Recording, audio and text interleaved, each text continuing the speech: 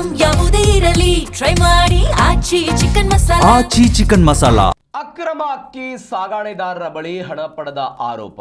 SP gunman Devaraj ವಿರುದ್ಧ ಇಂಥದ್ದೊಂದು ಆರೋಪ. 5 ಲಕ್ಷ ರೂಪಾಯಿ ಡಿಮ್ಯಾಂಡ್, 3 ಲಕ್ಷ ವಸೂಲಿ ಮಾಡಿದ್ದಾರೆ. ಪ್ರಕರಣ ದಾಖಲು ಮಾಡ್ತೀವಿ ಅಂತ ಹೆದರಿಸಿದ್ದಾರೆ. ಅಕ್ಕಿ ಸಾಗಣೆ ಮಾಡ್ತಿರೋ ಶರ್ಬಯ್ಯ ಎನ್ನುವರಿಂದ ದೂರು.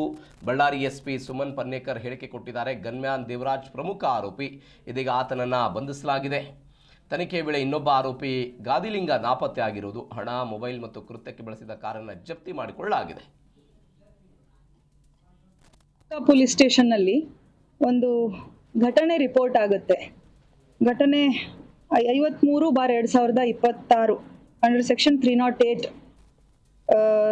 ಸಬ್ಸೆಕ್ಷನ್ 2 ಹಾಗೂ 3 ಸಬ್ಸೆಕ್ಷನ್ 5 ಆಫ್ BNS.